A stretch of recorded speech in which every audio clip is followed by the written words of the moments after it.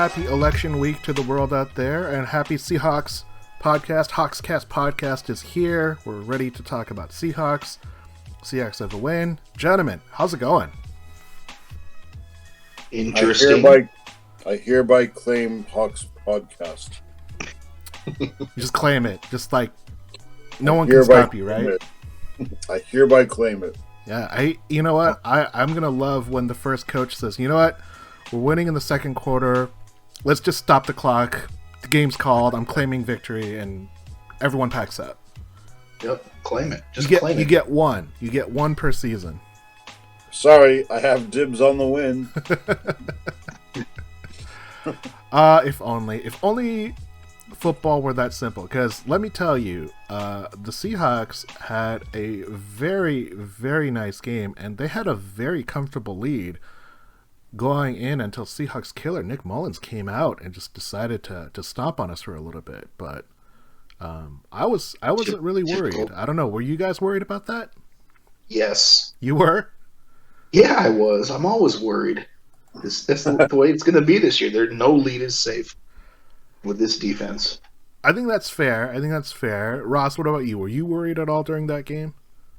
I want to pretend no, but you can call me on it because I'm pretty sure I texted you guys going, oh, here we go. So I think it's obvious I was worried. I will say someone at some point tweeted or texted or messaged and said, hey, heads up.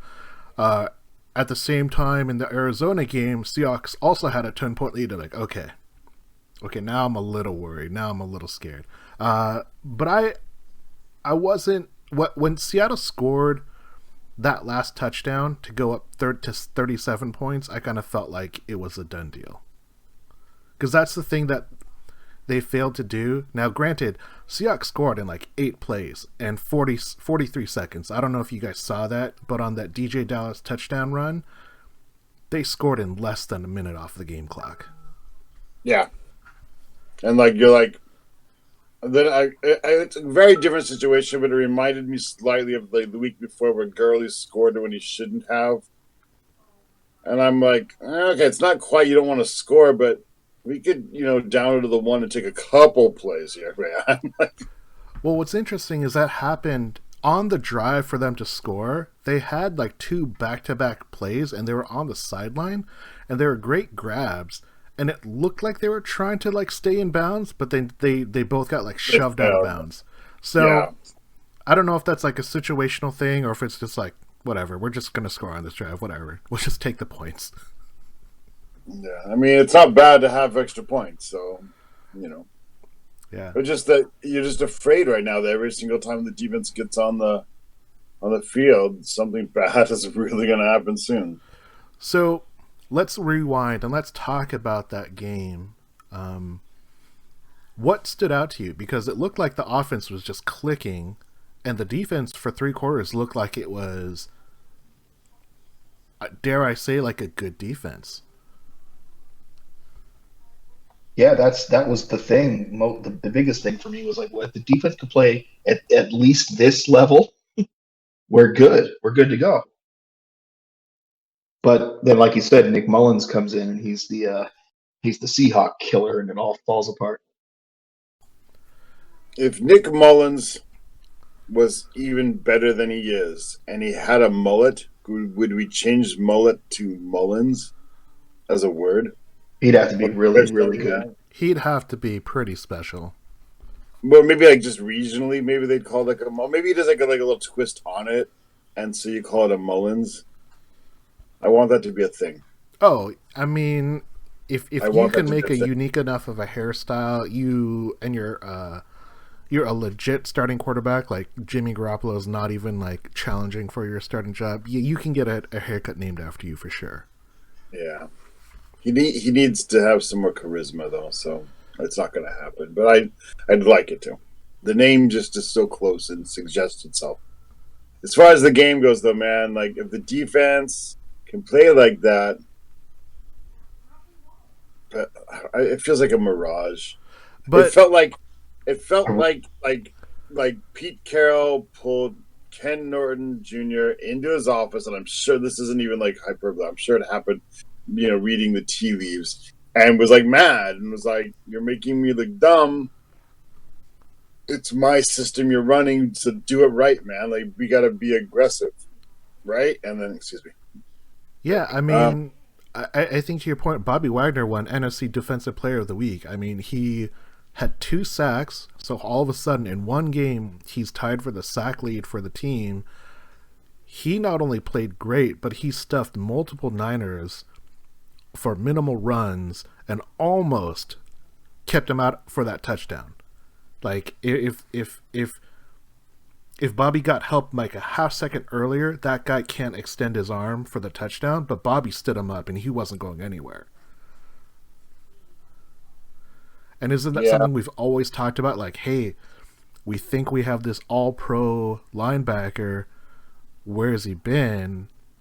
And then he has that game. And shout out to another corner that has never played for the Seahawks before and making a great appearance and also getting his first interception in DJ Reed. Bad throw, but the guy made an interception on a great play. He almost had a sack too, and then Bobby cleaned it up. Yep. I really love that. I really love that DJ Reed had that game because, like, San Francisco, I mean, careers are short, relatively short, and San Francisco is about to, like, take away his year. Like, they were like, well, you're going to be hurt for... They lied to him, apparently. I read the interview saying when they were placing him on that sort of weird IR cut thing that he was saying, like, nobody's going to pick you up because essentially we're saying that you're going to be out 8 to 16 weeks. But he was out 6 weeks or 7 weeks and ready to play, right? So, like, they essentially lied to him and they lied to teams and they tried to basically, like make him lose a year out of his whole career.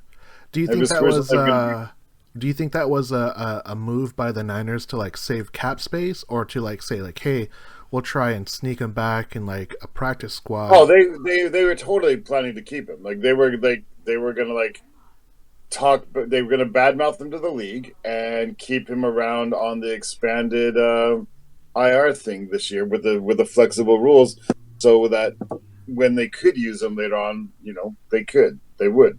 Just like, hey, surprise, you're better. You're going to start playing again. Yeah, they were totally planning to game the system, and he realized this. I mean, like, he didn't believe it as well. Like, when the team doctors in San Francisco told him, like, he's going to be out that long, he was like, nah, but you're about to IR me anyway, and then cut me so you can sign me. And like, yeah, he knew it was bullshit, so he's glad to be here, too. I'm sure he was super motivated for that game. Yeah, I mean, kind of an underplayed. What could have been. I mean, he's a first play. He didn't know if he was going to do anything, so I guess. But kind of you would have thought that would have been more of the narrative. Yeah, I thought that would have got more played during the week or during the game even. But again, first game, you don't know if he's going to be any good. So I think also to add the fact that there were just so many questions about the defense going into that game. So many questions about who was actually going to start. I will relate to you my fear. I had Chris Carson and Carlos Hyde on my fantasy team, and I had to play a player. I didn't have a choice. I had to play a running back. And I had 2 of them on my roster. So what I did was I go back and I find Nyheim Hines off the waivers, and I pick him up, and I have to decide before 10 a.m., do I start Chris Carson, Carlos Hyde, or do I roll the dice on potentially a third string running back? And at like 9:50, I was like, you know what? I'm not sure if Chris or Carlos is going to play. Let's try out this guy in Indy. He ends up helping me out and scores 2 touchdowns. But yeah, I'm surprised that the Seahawks played as well as they did. I just thought they'd have so many injuries, not on the offensive side so much, but just on the defense, there are so many guys that are out. Yeah. Yeah. It worked out for you, though. So it did. I won by 2 fantasy points because the New York Football Giants scored a garbage time touchdown to cause my opponent to get minus 3 points for fantasy defense, and the Giants did not convert that 2-point, but at that point I was already ahead, so I was very happy with that Monday night result. So my team is come back from the dead. I'm 4-4. I don't have a chance to really win any more games, but I'm happy with where I'm at right now. Well, congratulations. It feels good. And speaking of that, the Seahawks play one of their best games of the year as they face the NFC West rival, the San Francisco 49ers. While they're not playing at full strength, and neither were the Niners, the game was not close by the third quarter. The Seahawks were up 23 points before Seahawks-Killer Nick Mullens leads them to 3 scoring drives before the Seahawks shut them down. Now the Seahawks travel west, where they've won their last 10 games on the East Coast to face the Buffalo Bills. This is a Hawkscast podcast, and gentlemen, we're going to start with topic number 1. And what I want to know, and Ross, I'll start with you, are you starting to feel the defense with our players getting healthy? Carlos Dunlap is come in. He's already giving interviews and closing them out with a Go Hawks. Jamal Adams is starting. He's back playing again.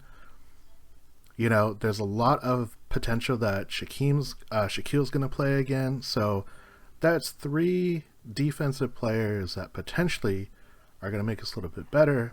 And we still have Ryan New, who's been playing great at safety. We're going to have DJ Reed potentially available too.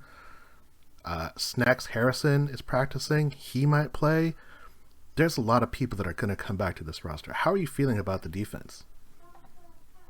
It doesn't really matter who's out there if they're not positioned right and if we can't figure out what's been wrong. Again, I don't want to 100% still say it was definitely the way we've been calling it, or it's Ken Norton or whatever. But, I mean, every year we've had this discussion. Do we have talent or not? Are we, I kept saying it last year, like, we think with the way we talk every week, we keep talking about all these great players on defense, but the results aren't there. So are we over evaluating these players? And if that's true, maybe we're still doing it now. So, or are we just not using them right? And if we're not using them right, it really doesn't matter. So, I'm a downer. I'm not excited for the defense. I'm in very, very much in prove it mode. Wow. Prove to me that Jamal Adams is actually, I mean, because he's out there before getting sacks. Okay, he had 2 sacks in his first 3 games before he started missing everything. But to blitz him enough to get him those sacks meant on other plays we were, light on the back end, and we gave up some big plays early in the season. Snacks has not played in our system before. I don't know if he's good. There's a reason he was retired. There was a big drop off last year in how he played. Was that, did he need some break, and and he's got a half year of it, and did he lose some motivation with his old team or something? I don't know. But I'm not gonna assume he's still what he was. Dunlap as well. Last week he was, I guess 2 weeks ago he was 3rd string on a mediocre defense. So we're bringing him in and we're going to say he's the savior, or not necessarily that much, but we're going to say he's going to turn us around. He was 3rd string, literally 3rd string 2 weeks ago. And then we're going to hang our hat on that. I will hang my hat a little bit on the fact that he was willing to restructure his contract in a huge bet on himself. So that gives me a little bit of hope, but I'm mostly in prove it mode. Yes. Sorry. That is a downer statement. Zeb, could you pick us up? Are you feeling this defense with players potentially coming back and players we haven't seen before making some opportunities available? Well, look, I mean, I think that Ross is probably right for the most part, but if you just kind of put Truer words never spoken. But, it's not going to hurt us to have our guys getting healthy, obviously. So you would expect at least some improvement. It's going to be interesting to see how it works out. I'm very excited to get Jamal back. I hope he's healthy. I hope they're not rushing him back. But can I ask you this? Are we sure that Jamal, yeah, overall, he's a better player than Neal, but are we sure, as far as our system and whatever and our needs go, are we sure putting Jamal out there actually helps us more than Neal? Because I think I'm a big Neal fan at this point. Well, I am too, and I think the best thing is going to be if they're able to find creative ways to have them both on the field at the same time. I mean, I would love that. If they play three safeties and you don't know who's actually playing real strong safety and who's the blitzer, who's the rover, I mean, I'm all for that. I mean, But if Jamal's healthy, they're foolish to not do that, right? Like, wouldn't that be silly to not take advantage of that? I think Ken Norton though just sits Neil, and now we've got an effective background. It's always good to have depth, but like, dude, put your best dudes out there. Don't get obsessed with I've been saying this for 2 years now. Like, don't get obsessed with the label you put on people, right? Last year's, it's the base defense. It's the base defense. That's your best guys. It doesn't matter like what you call that guy. If he runs as fast as the other guy, it doesn't matter if it's an LB rather than S next to his name. It's what he does, right? Well, we early in the season we had Blair in there while Jamal was healthy. So I don't think it's something they're not going to do. I just hope they do it effectively. Getting Alton Robinson, having him healthy, having Rasheem Green come back healthy, Amen. Seeing what Dunlap can do. These are all positives. Now, whether that means a net gain, who knows? Hopefully, but it'll be good to see what this defense is capable of at full force, at least, or as full force as it's going to get this season. Yeah, Russ, I think you bring a really, really valid point, saying like, prove it. Like, we haven't seen them play a stellar game across the board for 4 quarters, which is again that's a lot to ask of this particular defense and its structure, because we have so many deficiencies. And I think to your point, Zeb, that just adding better players and getting them on the field, that always is a net positive. But it does come back to the point that Ross was saying, is like, well, if you have these great players, are you putting them in a position to succeed? If Bobby Wagner is that good blitzing the quarterback, why aren't we doing it more? Like, why isn't he getting opportunities? Because he looked damn near untouchable on those blitzes. I don't know what it was. When he was attacking the line of scrimmage, when he's not playing in space and he's just like running full stop, he's taking on so many guys. He's so fast. He's so strong.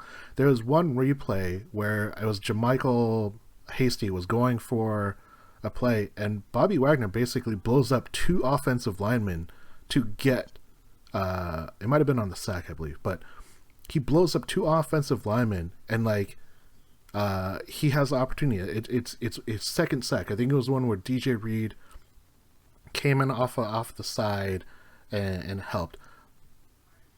But I think there's a lot of questions. I kind of want to agree with Ross and saying like, prove it. Like, you guys have names and you guys have, accolades in history, but we haven't seen you actually put a full game together. And to your point, Zeb, is they're better players than what we have. And could we really get worse? I don't think so. So I'm hopeful. So I want to add a more positive spin while acknowledging that, Ross, you probably are correct in saying like, we don't know what we're going to get. I'm not saying they're going to be worse. I'm hopeful that they're going to be better, because can I ask you a question? They're more complementary, I think, to what we saw, especially if we get more of what we saw in the last game. What are you really expecting from Snacks? Other than the cool name. What I want to see from Snacks is I want to see him rotate with a guy like Poona Ford and just eat up the middle, collapse the middle, make it so quarterbacks can't step up into a pocket. That's what I'd like to see. On a scale of 1 to 10, 1 being how are you in this league, 10 being future Hall of Famer, how effective do you think he's going to be this season for us? Snacks? Yeah. I mean, that's a pretty big range. I mean, I just need him to be a complimentary guy. But yeah, I understand your point. Like, I don't think he's going to be. But what do you expect? What do you expect out of him? Not like what do you hope? I think he's going to be a plus rotational guy. I think the goal is to rotate him because DeAndre Moore has been suspended for 6 games. Snacks is there to rotate with Poona Ford and with Jaron Reed and to clog up that middle. And because he's so big, that is his entire objective. To clear, but he doesn't play the same position as Jared Reed. Right, but I think the idea is that he's rotating in because they only really rotate in 3 defensive tackles, and everyone else is basically either a stand-up. But he's like, okay. But I mean, like, I'm just saying, like, Reed is going to be is your 3 tech, not to get stupid. Right, and that's that's kind of like I getting don't into the think weeds of like the players and where they're playing. I'm just talking about, hey, they're going to play 2 and 3 defensive tackles most of the time, and Snacks is rotating through on obvious rushing downs. You know, I don't know how much they want to just use that to clog the lane, but on passing downs, I think that's what they'll want to see. You know, Here's my next try and question. get rid of the pocket so that the quarterback has to go to the sides. I'm going to ask one more question, then you can move us on. Well, Sorry. Zeb, I don't know if you want to get your answer in. Well, if you have, I was going to ask Zeb my next question. I was going to say, Zeb, so like Sam is talking about, like, and it's the obvious thing to do. You want to play Snacks on the running down situations, right? But it's in the NFC West with any of these teams. Are there any obvious running down situations? And is that maybe not almost going to be our tip-off tell kind of thing? Like, if we put Snacks in there, does that sort of like make Arizona like pass the ball?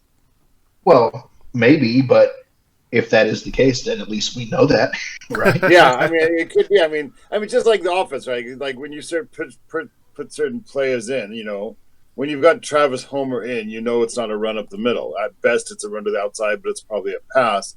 The opposite may be Snacks as our, you know, okay, well, I guess we're not running this turn. And that actually may be more than his actual, you know, number of tackles. Maybe that's going to be his biggest contribution, is doing a little bit of forcing the offense to play a certain way. Yeah. I think that's probably what they want to get out of him. Yeah. Are you hopeful with him? Hopeful, yeah, but again, I don't, you know, it's definitely an unknown how effective he's going to be. I'm sorry, I'm a downer today. I'm not. Or even how much time he's going to get, how much playing time he's going to get. What are we looking at? 10 snaps, 15 snaps? I was thinking 10 to 15, right? Yeah. 10 to 15. Yeah. Goal line for sure. So, if he can keep some of the other guys fresh, help keep some of the other guys fresh, then that's helpful. And somebody else had mentioned that might be like actually his other biggest contribution. But his biggest contribution might be, like Sam is saying, by keeping the rotation going. And so like maybe Reed does get rotated out, so he's fresher for a few more pass rushes. And the other thing is, I just pulled up his totals. The dude gets a lot of tackles, and usually defensive tackles don't get assists or solo tackles. They just clean up, and like they don't get any stats. Right. This guy gets a lot of tackles, and I don't know if that's just because he played on like a shitty Giants team or a bad Detroit team, but that's a sign that defensive linemen, if they're not tackling someone at the line of scrimmage, they're not going to get any numbers at all. So I think that's promising. But he's not going to come in. I'm not as excited about Snacks Harrison as I am over someone like Carlos Dunlap because of what Carlos Dunlap addresses. I'm not worried about our guys on the inside so much as I'm worried about our pass rush, and that's what Carlos Dunlap adds, and that's why I'm excited about the defense. Fair enough. I'm just saying, like, yeah, there was a big drop-off for him last year, but we'll see. And I think those are really fair questions to ask because we don't know. You know, Snacks has not played at all this year. He's been on the practice squad for 2.5 weeks. He's had potential to play in 2 games, but obviously he's not been active for either of them. Maybe this is the game. That dude's 350 pounds. Yeah. Big old one. Huge. What size jeans is that? Whew. Depends. Is he wearing jorts or is he wearing like I don't know. The dude's 6'3", 6'3", 350 pounds. Yeah. He's wearing jeans that I can't comprehend, I bet. That's a big boy. That's a lot of canvas. That is a lot. Lots of denim. Yeah. Final thoughts on the defense. Please be good. Please be good. Please be good. Here's my final thought on the defense. If the offense can play as good as they have been, it's almost not important. Almost. But that leads us into topic number 2. Zeb, I want to know, all the talk has been Wilson, but do we understand how good DK Metcalf and Tyler Lockett have been this year? They're tied for the league in the NFL with 7 touchdowns each. Both of them have had monster games where either we're talking about double touchdowns or double digit catches or ellipsing 150 yards, are we not talking about them enough? I mean, so they're both obviously having really good seasons, and DK Metcalf is turning out to be everything we hoped he would and more. So that's fantastic. We know Tyler Lockett's skill set, and the fact that it basically you have to double one of these guys, and then the other one's just going to get all the catches. Like it's a double-edged sword. There's nothing defenses can really do to stop these guys. Um, I wonder how much of their success is based on Russell Wilson. And I think that it's a lot. I think if you put these guys with on a different team with a different quarterback, I mean, obviously Metcalf still has that size and that speed, but I think there's just a connection there between Russell and these guys that just puts them over the top. But that's not to discount how good they have been, because they've been phenomenal, and it's been a blessing to be able to have that those options there, right? Like we see Metcalf gets shut down one week, the one week he's ever been shut down, and Tyler goes off, and then the following week come back and Metcalf goes for 12 and 150 or whatever. It's a really good combination. And did you think he was going to score that first touchdown? Did I think, like, at any point when he caught that ball, it's like, oh, he might take this to the house? No, I guess not. But I think it's time that we start realizing that he's that guy that can kind of do it from anywhere, because he's showing that that's the case. That was a beautiful catch and run. I mean, that touchdown came out of nowhere for me. It's been a while since I've seen something like that. I mean, those guys didn't want to tackle him. Also, credit to the two tight ends that were blocking well downfield. Yeah. Ross, what about you? Do you think we understand how good Metcalf and Lockett are? And I think to Zeb's credit, Russell Wilson is obviously a part of that, but just on what they've been able to do with Russell Wilson, like, will we ever fully understand how valuable these two are to the offense?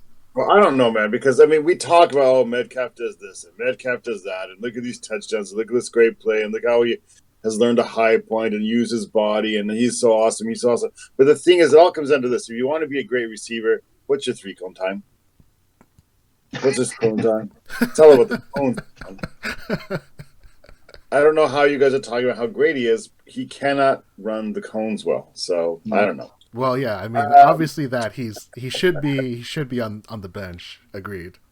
Yeah, I mean, come on. I mean, how desperate are we that we're playing people who can't run cones well? So I know, but in all seriousness, it's funny that Zeb talked about how much does Russell Wilson make them? How much do that? I mean, Tyler Lockett, not taking anything away from him, but because of his type of play, he in particular, I think, really does benefit from Russell Wilson. Doesn't mean he would only do this with Russell Wilson. There are other good quarterbacks. I think Tyler Lockett would do well with, Aaron Rodgers, I think, would give his left arm right now to have a Tyler Lockett.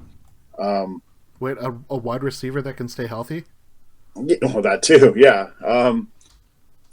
Or how good, in Philadelphia, Wentz, how much better would he be, on the opposite side, looking at things. But Tyler is somewhat dependent. His numbers can be, I think, that one year he had a 158.3 rating with Russell Wilson as a combo, and it's always above the 135. I don't think that happens to other people. So that doesn't mean he's not great, but I do think, he has more physical limitations than some other top-tier wide receivers, and so that benefits. DK Metcalf, this is going to sound blasphemous, especially from me, but I'm starting to wonder if – no, it's a good thing for once. I'm starting to wonder if maybe he is actually our MVP. And what I mean is, for example, we had Tyler Lockett and Angry Doug Baldwin together with Wilson, or we had Golden Tate. I mean, it's a different era, but Golden Tate with Angry Doug and Sidney Rice. Yes, and the offense was never unstoppable. Obviously, it all runs through the quarterback, but DK Metcalf's tools, abilities, uniqueness, speed, size, intimidation factor, let's be frank, that's starting to exist now more than it was last year. That's, in my opinion, now what brings the offense over the top. It allows us to do what we're doing now.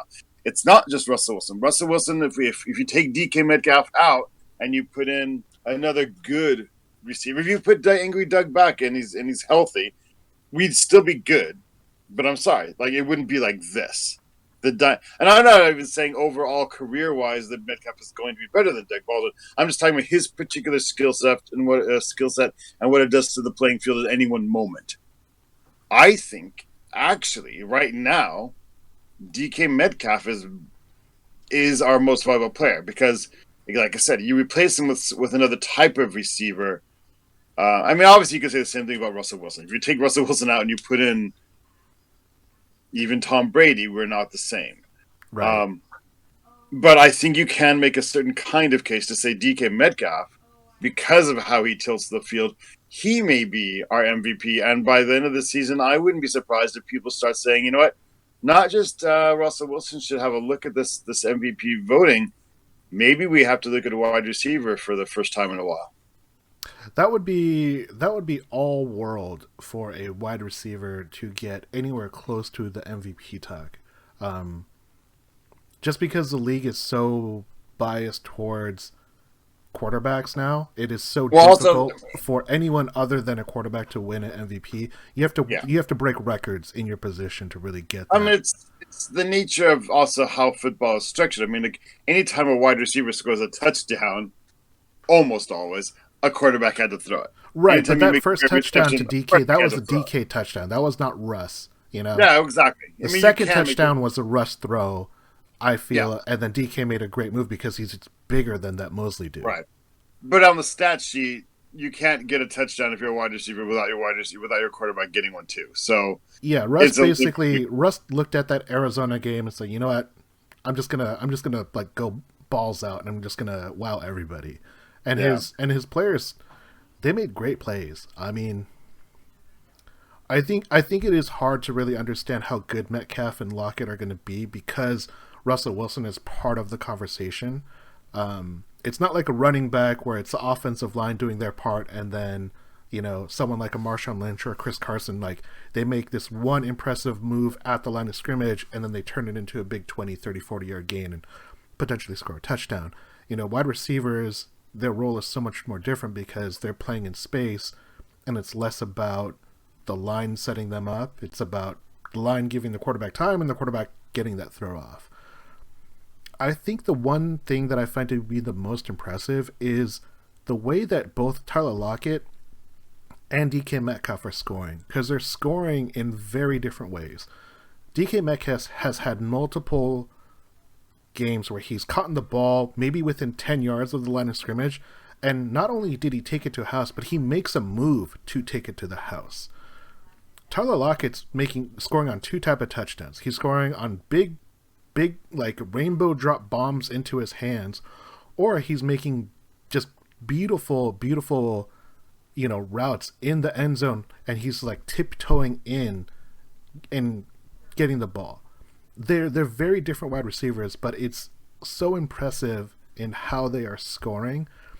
They both can score the long ball. They both can score a ball over their shoulder and just like walk into the end zone. But Tyler Lockett's scoring these amazing catches in the end zone, and then DK Metcalf is making these amazing cuts and just housing the ball because he's just so much bigger and faster than some people.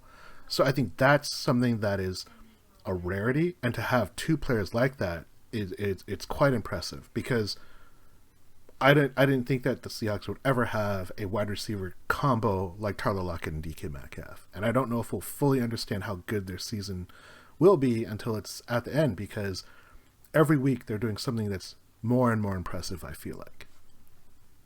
DK is becoming that guy where you just want to get the ball into his hands as often as possible and anywhere on the field, because even on like his plays that haven't gone for touchdowns, these guys don't want to tackle him, and you see how hard he is to even bring to the ground. He doesn't even go down half the time. Yeah, last game there was an incomplete pass. Do you remember it? Like incomplete pass because the defender hit him.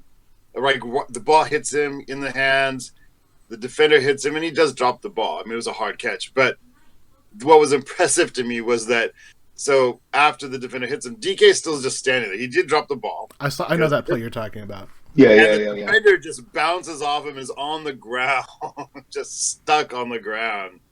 Yeah, and the I'm defender like, ran into a pole, and DK is just standing there. Yeah, he's becoming an intimidator, man. He's becoming. Yeah, he totally is. He actually said it himself. He's like, "Look, people kept saying my size is intimidating, size is intimidating." So he's like, I've decided to use it. Yeah. So now he's got like slightly shinier face mask on his on his helmet. He's doing a little bit of the Megatron thing. It's like having a Cam Chancellor on offense. It really is. It's the other thing I want to give a quick shout out to is DK Metcalf's run blocking is exceptional. Like, not only is he big and physical, but he's willing to get down there and block for those running backs downfield. I want to give him a lot of props. I could give him too much props right now. We probably should move on. All right.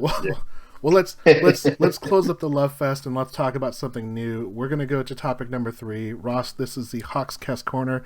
We're going to focus on the NFC West, and we want to know, or I want to know, did the Seahawks put an end to the Niners for this year? Not only do the Niners have massive amounts of injuries that some of their players are done for the year, but Jimmy G is out. George Kittle's going to be out potentially for a while. They're going to have to run with the Seahawks-Killer Nick Mullens, but they're down, and they did not look good in that game until it was almost meaningless. I mean, yeah, but Nick Mullens comes in and he doesn't have Kittle. So, and then they had their comeback going, minus those two guys. So, if they can do that on us, I don't think they're dead. I don't think they're out. I think they're a well-coached team. I think they've got some depth. They've got this far. They're 4-4. 4-4. They've done that without Bosa. They did it without the other guy. I forgot his name. Solomon Thomas. Yeah. They've done that. Garoppolo has already missed a few games this year. Kittle had already missed some games this year. They haven't had most of their wide receivers most of the year. They've had no running backs most of the year, and they're 4-4. I mean, props to them. And I don't think they're dead. I think if you consider them dead, you're going to sleep on them, and they're going to jump up and bite you. I think you still have to take them seriously. I don't know if they're going to make a Super Bowl run, but I mean, there's not even much of a drop off at quarterback. And if they can get, they have Reed as their backup tight end, and the first game he came in for Kittle, he played Kittle's role phenomenally. He had like 6 or 8 catches, 2 touchdowns. He can still play that role to a limited degree. Again, they've got Shanahan as their, designing their offense, and that guy, I admit it, he knows what he's doing. I wish he didn't. I don't think they're dead. I think it's a challenge. I mean, I don't envy their coaching staff trying to, trying to draw plays for guys they don't even know the names of. But they literally started their comeback against us once they lost those 2 guys. So, count them out, count them dead at your own. That's a big risk. All right, fair enough. Zeb, what about you? You think that the Seahawks are on the outs, or can they still fight? The Niners, I think it's a very proud organization, and they're gonna fight, and they're gonna scrap, and they're gonna win some more games, and they're gonna be looking to play the role of spoiler. But we definitely put hands on them, and they didn't like it, and there's nothing they could do about it. So, I don't think it's not ended, especially if. Did you guys read the possible expansion to a 16-team playoff? Yeah, so no buys, just all like half the league makes the playoff. Yeah, so in a situation like that, who knows if they go 9-7, then it might be enough. So I wouldn't count them out. There, what did we play in the last game of the year? We Yeah. played them. I thought we played them like either the last Yeah. week or the week before. Yeah, you don't think for a second that they're not going to want to beat us, and they're going to get everything they got. So I wouldn't count them out, but we definitely put a hurting on them. They're currently a game out of 8th place in the NFC, behind 5-3 Chicago. Yeah. We play them January 4th. Okay. Well, maybe January 3rd for you. Yeah. Yeah. At 3 a.m. Yeah, I think this is maybe a little bit more wishful thinking because it's still early in the year and because they have survived to 4-4. There's no reason to think that they couldn't make like a mini run, get to 9-7, depending on how the playoffs shake out. Play spoiler or potentially sneak in as a 7th seed because there are 3 wildcard teams. There is, that aspect of a well-coached team can overcome a lot of things. And maybe some of those players do come back and they make an impact. I think the fact that they had 2 previous games where they played so well with the same parts, and then to basically put up 3/4 of a game that they had against Seattle, I was pretty shocked. Because I was really concerned going into that game because I looked at what San Francisco had been doing. But Seattle, outside of the first 2 offensive drives where they punted, Seattle just kind of turned it on and just didn't look back. And I was really impressed by that. I hope that's more of what we see from Seattle. But San Francisco, with Jimmy Garoppolo, they looked so hesitant. They had 1 yard of offense in the 3rd quarter. That's 1 yard. That's how bad they were. But it was a well-earned yard. It was a tough yard. Yeah, that is for sure. Every blade of grass, even when it's AstroTurf. Yep. But yeah. But I think you're right. I think it is a case where the Niners, maybe their playoff run is in doubt, but they're not out and out for the year. They still have a chance, and there's still enough games that you don't know what any of us will see. And maybe their schedule opens up and like the back half of their season it's just a cakewalk. Could We're gonna be. talk about that. Yeah, I mean, we'll see. But let's talk about a really exciting game coming up. Topic number 4, we're talking about the Buffalo Bills, the Bills Mafia. And Zeb, I want to know, are the Bills the best non-NFC West team the Seahawks will face the rest of the season? I think by a pretty good margin, yeah. They might be just the best team left on our schedule. Obviously, Arizona and the Rams being the competition. But at this point, I think the Bills probably the best one, yeah. I don't know that it'll necessarily mean that it's the only tough game we're going to play, but they look like a decent upper tier team. They don't look like world beaters, but that looks like it's their division to lose, the AFC East. So, yeah, they're the best.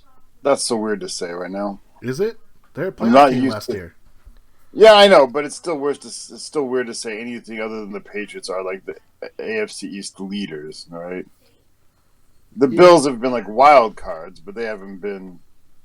It's been a long time, man. It has been a long time. So, yeah, the Bills though are a little bit fading. I feel like this because I have Josh Allen on 2 of my fantasy teams. We really need to start bringing up fantasy. No, but I feel like the Bills are good. They are probably the best team we're going to face besides potentially the Rams and the Cardinals. But they do seem like they're fading a bit. They don't look as dangerous to me. Their quarterback doesn't look as dangerous to me as he did a few weeks ago. But it's mostly, I'm not sure. It's so like they're the toughest team, but like it's not just about how good they are. It's looking at our schedule, man. We've got a bit of a cakewalk ourselves coming up. We're going to face some Eagles, and we're going to play some Giants. We're going to play some NFL football teams or whatever the Washington team is called now. We're going to play the Jets.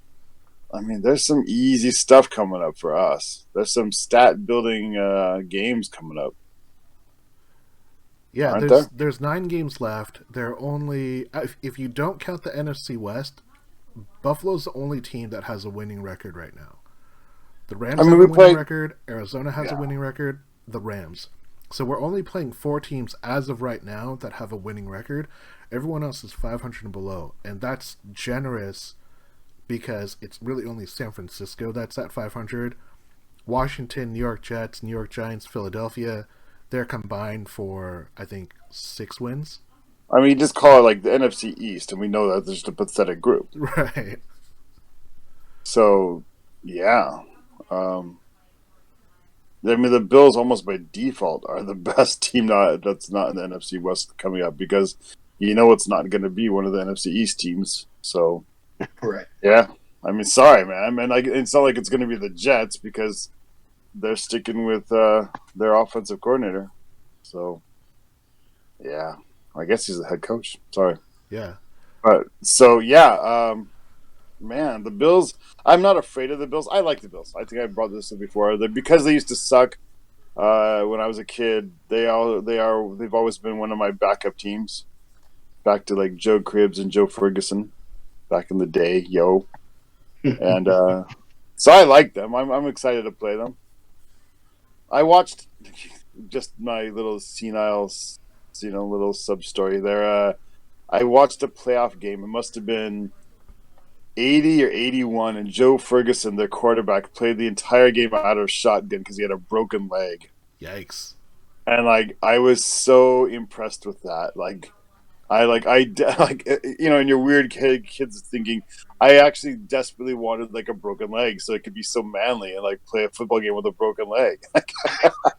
That's a weird flex there, Ross. I know, but I'm just saying, that really impressed me. Like I've always been like a closet Bills fan since. I've always liked it when they do well. Although oddly enough, when they had that run of success in the '90s, I didn't like it, and I can't tell if it's because I only like teams that are traditionally losers, and all of a sudden you're a winner. I don't like you anymore. Is that the Drew Bledsoe-led Bills, the Rob Johnson Bills, or the Jim Kelly? Doug Flutie? Oh, the Jim Kelly Bills. Jim Kelly, and they went to the Super Bowl 4 years in a row and lost all of them. But I found they had their 3 amigos or whatever they called their 3 guys, but I just found all of them to be so bland and boring that I just didn't get. I forget Thurman Thomas and Andre Rison, I think it was, and Jim Kelly, and it was boring. Andre Reed, sorry. Yeah, they had James Lofton too.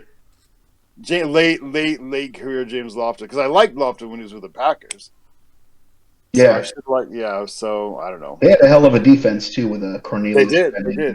Oh heck yeah! But so it's probably like a thing with me. Once they started being good, I didn't like him. Anyway, okay, that's my Bills sideshow there. Yeah, I think by default you have to look at who is left on this roster, especially since we're eliminating the NFC West. There's not a great team that the Seahawks are going to face outside of this Bills team. Now, the question of how good this Bills team is, I think it is definitely up for debate. I think Josh Allen is kind of like a less accurate version of Cam Newton, if that's possible. I watched their highlights from the Bills' last game, and he left like 3 or 4 of his throws like out on the field. That if he hits that, they're almost walkaway touchdowns.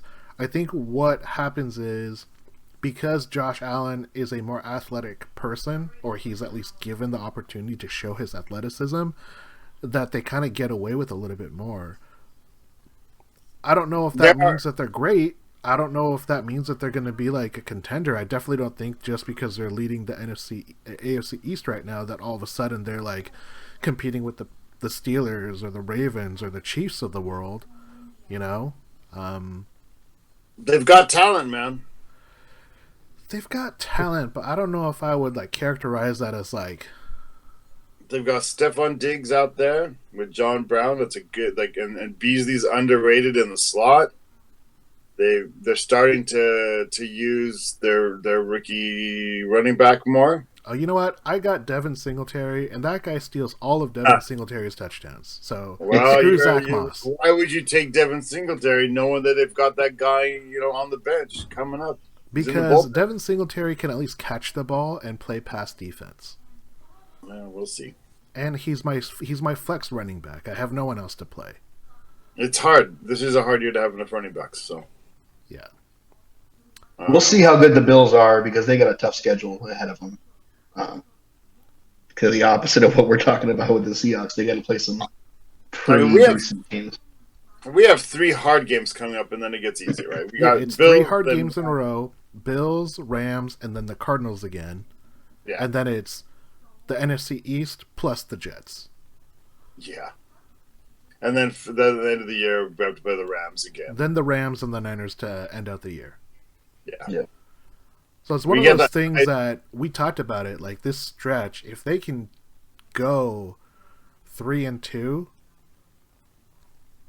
in that stretch, and right now they're 1-1, they can really set themselves up really well. I mean, if we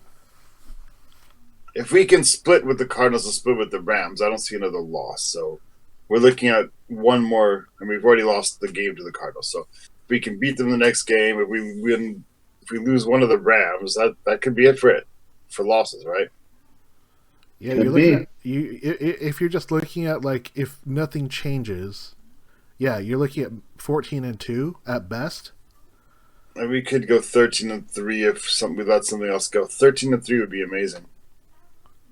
Yeah, I mean, I don't know. Like, usually 13 wins will secure you a number 1 seed unless another team is also running away with it. But, yeah. Right now, the NFC, we're the only one-loss team, I think, right? We are the only one-loss team in the NFC, correct? Yeah. And somehow the Steelers are undefeated. So yeah, stupid. It's because, I'll tell you why. It's because the Ravens are a front-running team. That's why. What? They're a team that cannot come back from behind. Oh, I see what you're saying. Okay. So when they can control the game, when they can run, and Lamar can just do whatever he wants, they have a great opportunity to win games. But if they need to come back, Lamar is not good enough of a quarterback at this time to lead a consistent comeback opportunity. Right. That's my personal take. How are the Steelers good every year? The Steelers aren't good every year. I mean, they haven't had like a losing record since. Sorry, they're pretty much good every year. I mean, they haven't missed the playoffs since what's his name took over. I think. No, they were not in the playoffs last year. They were 8-8. Okay. They didn't make the playoffs the year before. They haven't had a losing record. Yeah, they haven't had a losing record. Since like 1846 or something. Yeah, but you know what? When you get to play the Bengals and the Browns every year, I mean, that's not hard. Because at worst, you go 3-1 in those 2 games. Yeah, I know, but I think it's pretty impressive, though. Oh yeah, it is impressive. Yeah, for sure. I mean, they had a stretch where they went 8-8 twice in a row. And that was like 2012, 2013, and they've missed the playoffs. I want to say, I'm just looking at it really quickly. It looks like they've missed the playoffs 4 years in the past 9. They've missed the playoffs the last 2 seasons. Yeah, and then those 2 8-8 years. Yeah, but yeah, to your point, Ross, they're always good enough. Or they're good, right? Yeah. And now they're undefeated this year. Yeah, but I don't know. Do they play anyone good on their schedule coming up? Because that, I think, is the biggest tell. Because it's one of the advantages of, I'm looking at their schedule. They really don't play another good team for a long time. They have Baltimore, Buffalo, Indianapolis, and then they play like Cincy twice, or Cincy, Jacksonville, Dallas, Washington. Their next possible loss is probably November 26th against the Ravens. Yeah, that's going to be their toughest game. After that, it's 2 weeks in Buffalo, and then another 2 weeks against Indy, and I don't even know if that would be even competitive. But yeah, I mean the Browns are hot and cold. If the Browns play a good game, could be. yeah. But you play who's on your schedule, and they've beat up on every team they've played so far, so that's enough. Yep. True that. But So Seahawks-Steelers Super Bowl. God, please no. I would much rather play the Chiefs in the Super Bowl. Really? You wouldn't want a revenge game, man? Clear the palate? No, because there's no one from our Super Bowl 40 team. Ben Roethlisberger is the only player that's still I on don't that team. care. There's some of the same fans. I want to exercise. What? Exercise, yeah, exercise some demons. I hear you. Yeah, man. I want to like burn my Super Bowl memorabilia from 2005 and like do the little ceremonies and have it be gone. Possible. I mean, if it's there, I'm not going to turn it away. I'm just saying that I don't think that's the likely matchup. I don't know. It's looking likely right now. Yeah. We'll see. I just don't think the Steelers are that great. I think there are other teams that are better than them, especially the Chiefs. I mean, it's not like they haven't beaten anybody. They beat the Ravens. They beat the Titans. The Titans are legit. They didn't. I mean, the Browns, like I said, are hot and cold, but they didn't just beat the Browns. They beat them into the ground, 38-7. Oh yeah, definitely. So it's not like they haven't done anything, right? And I'm not saying they're not a good team. I'm just saying I don't think they're the best team. And the schedule they have is going to give them home field advantage. So yeah, that's what happens when you end up being like a third. When you play a third place schedule, you get to beat up on other third place teams. Yeah, apparently. So well, anyway. that's what Seahawks. The Seahawks, they're playing a second place schedule, so they get to play teams like Minnesota and Atlanta, right? So yeah, that's our burden. But anyway, let's move on. We got some predictions to close out the show. So Zeb, I'm going to hit you up first. What is your prediction for the final score? Seahawks at Bills. 38-27. 38-27. Okay. It's more than a one score. I'll take it. Yeah. Ross, what exactly. about you? Jeez. 31-20. Okay. I'm going to go 38 Max Strong Seahawks to 24 Marshawn Lynch. Okay. Zeb, who's going to have more rushing yards? Russell Wilson or Josh Allen? Josh Allen. Ross? Russell Wilson. I'm thinking Josh Allen's going to scramble for a little bit more because he's not going to have his throws. He maybe gets spooked a little bit because if we blitz as much as we did, at least somewhat to that level we did against the Niners, I think he'll have to scramble for some yards. Zeb, who's going to get more targets in this game? DK Metcalf or Tyler Lockett? Tyler Lockett. It's the rotation. I think they're just taking turns now. Ross, what about you? Who's going to get more targets? Can I use a write-in answer and shock everybody and say David Moore? Ooh. I think the Bills are going to sell out to all-out cover. They're just going to double cover both of them. They're just going to do their best to take them both away, and it's going to struggle. It's going to hurt us for a half, and then we're just going to be like, David, we don't usually do this, but you're going to need to carry us a little bit, baby. Credit to David Moore for having 2 successful fly sweeps in that game. Where is that coming from? Like fly sweeps never worked for us previously.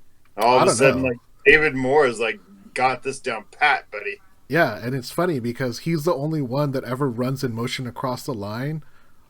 Tyler Lockett, he always does the back end where he runs behind the halfback, behind our running back for those weird plays that they run. But no, David Moore just runs across the line and they just pop him for like 13 yards every time. Because Ross couldn't answer, I'm going to give an answer, and I'm going to go with DK Metcalf. I think he's going to... I answered. You gave David Moore. Your options were Tyler Lockett or DK Metcalf. Don't box me in. I'm going to go DK Metcalf. I think he's going to build upon his record-setting game. Great game. Lots of catches, lots of targets. I think that he's going to build upon that. I think they really want to make that connection even stronger. Are we going to see more success touchdowns on the ground or in the air, Zeb? Passing. Fair enough. I agree. I think it's hard to not see that Russell Wilson's just on fire this year and that they trust him to do the right thing, and he's going to keep putting touchdowns up, and I think that's most likely going to happen through the air as well. Who is going to record the first Seattle sack between Jamal Adams, Carlos Dunlap, Alton Robinson, Bobby Wagner, LJ Collier, Benson Mayowa, other? Who you got, Zeb? Let's say Robinson. That would be nice. I'd like to see that. Ross, what about you? Who's going to get that first sack? I love that. I think I'm going to go with Bobby Wagner. That's going to kind of continue that what worked last week. If they decide that Bobby Wagner is just going to start blitzing from the linebacker position, I would be so happy because he's so good at it. I think that Jamal Adams wants to make his presence known. He's been chomping at the bit. This is more of a projection than a actual prediction, but I think Jamal Adams is going to try and make a statement, and he's going to try and get that first sack. Zeb, I'll take it. Over under, Wilson throws 2.5 touchdowns. He's on pace to destroy some records. Yeah, I think we're looking at another 4-banger. 4? Oof, that's a lot. Ross, over under 2.5 touchdowns for Mr. Russell Wilson. Over. Over? Over. I have them projected for 38 points. They got to score a lot of touchdowns. I said they're going to score more touchdowns through the air. I really have no choice. I've been boxed in. Russell Wilson has to throw for at least three touchdowns. You did this to yourself. I did. I should have learned from Ross. He said, "Don't box me in." I should have taken that to heart. But I'm just so caught up in the moment. And gentlemen, that is our show for the day. No. We have one more prediction to make. I'm calling an audible. You're going to force this question. I don't know why I even put this as a prediction. It's a terrible prediction. No. I have a different. I'm going a different thing. So, sacks on the year. Who has more? On the year. Dunlap or Clowney? Oh, Dunlap. They're both at 0, right? They're both at 0 right now. Clowney's playing full time, and Dunlap has been benched. Dunlap is in third string. So we're starting the race over again this week. Who ends up with more sacks? I think Carlos Dunlap has a greater chance. I think so too. Yeah, Carlos. So then there's no real answer to this, but the other question is, was this, looking around at the situation, was this sort of the plan? They shot the shot of the draft, they did the thing, wasn't a lot available on the pass rush market. Did the Seahawks front office go, you know what? We're just gonna wait. There's gonna be some sellers. We're gonna do it that way if we need it. Was it part of the plan? I think this is the hand they were dealt. So it wasn't a plan. It was just like, this is what we have to do. I think so, because I think they went in thinking like, look, we're going to make the best of the situation. They didn't have a lot of money, so this is a really bad position to put yourself in. Say, oh, you know what? At the trade deadline, we're going to try and squeeze as much cap as we can and find another player. This was like, look, we could make this move because we think this year is so special. I think that's what they did. Tony chiming in real quick on the chat saying he thinks that Dunlap's going to have more sacks at the end of the year over one Jadeveon Clowney. Yep. Tony is a wise man. He's a wise guy. Hey, I'm not going there. Zeb, what about you? Do you think that this was a calculated move? I mean, I don't know that it was that much calculation, but it was probably that's just kind of the way it was going to work out, and there wasn't much they could do about it. I'm sure they were, the whole time keeping their eyes peeled as to what was going to be available, and just look. They're always looking. So, but yeah, well, obviously when they didn't get Yannick or Griffin and weren't able to sign Clowney, they kind of probably just decided, let's just go with what we got, and we'll see if something becomes available later in the year. I kind of suspect, I think it was half a plan, half improvised. I think I just changed the timeline. I think when it got to the end of August and things hadn't really gone how they went. I mean, they did spend. The whole narrative is that they didn't address the position. We've argued about this before. I think they did. They brought in 2 guys who had 8 sacks each for less money than they could have got Clowney, who had only 3.5 last year anyway. Plus, they spent 2 draft picks on it, and I think they suspected it might not be enough. But there was, given that situation, you've already put that much money. You already have that much. There's only so many roster spots, even. I think that the idea was then, we're going to sit with this, and hopefully it works. And if it doesn't, we know that there will be sellers at the trade deadline, and we'll make a move there halfway through the season. If we think we're in position, we'll make a move. I think it was I don't want to say it was completely just forced on them, but I don't think they had ESP either. A little bit of both. I think they fell into it more so than that they had this something that they were definitely going to do. But it'll be interesting to see how it works out. I don't expect Dunlap to all of a sudden come out here and be a premier edge rusher and end up with average a sack and a half a game. But I expect 5 or 6 sacks out of him this season. But think about it this way, Russ. Before we play this game against the Bills, we're saying look, they could maybe lose 3 games in this schedule for the rest of the year, end up 13-3, and that's with you saying that you don't expect this defense to be that much better. If this defense is I just better, told you DK Metcalf is probably the MVP. But if this defense is just a little bit better, if they have just a little bit more consistent pass rush, yeah, we might have to go find a way to watch a Super Bowl in a very safe bubble somehow. I know, but I don't. I mean, again, I'm gonna have to be the downer dude. There's a reason Dunlap was 3rd string. It's not like the Bengals are throwing games. But they were yeah, dude, I'm sorry. Realistically, at this point, you're 3rd string. Yeah. Snacks, he retired because he saw his drop-off in play last year. He actually saw it and was okay, I'm done, I guess. I only have 29. I usually make 50 tackles. I only have 30. Yeah, but those are poorly run teams.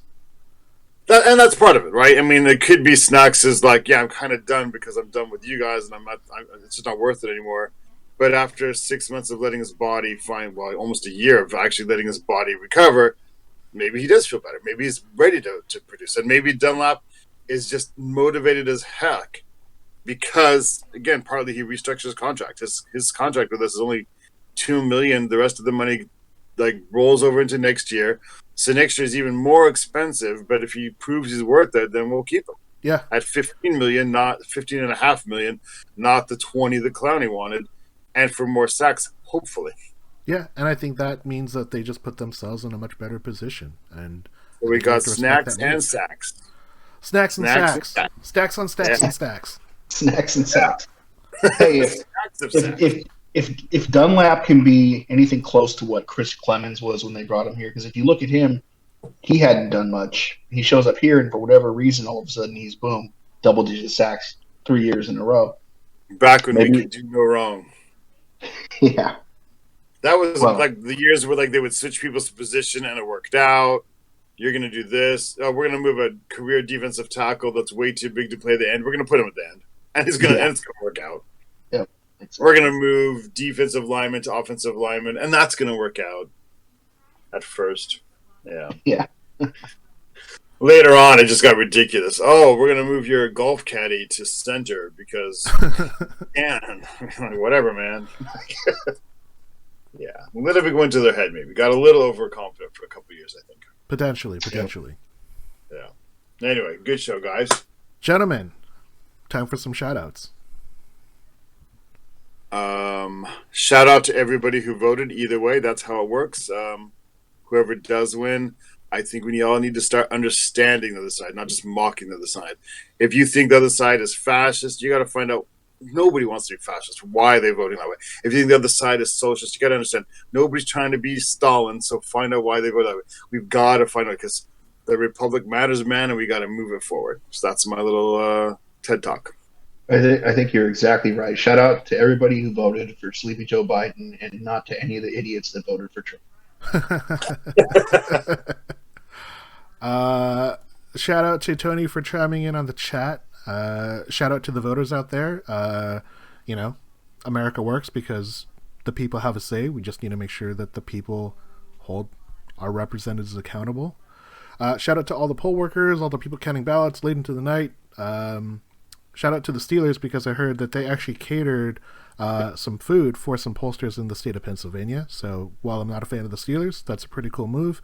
Shout out to Patrick Mahomes, man. Did you see what he did? Patrick Mahomes bought 6 ballot machines for the state of Missouri. So shout out to him. Like they made their stadium a polling place, was told no, went out and bought them. Wow. Yeah. We're the Hawkscast Podcast. Check us out at Twitter at Seahawks Podcast and Seahawks Forum. I am Sam. With me as always is Zeb and Ross, and we wish you a Go Hawks. Go Hawks.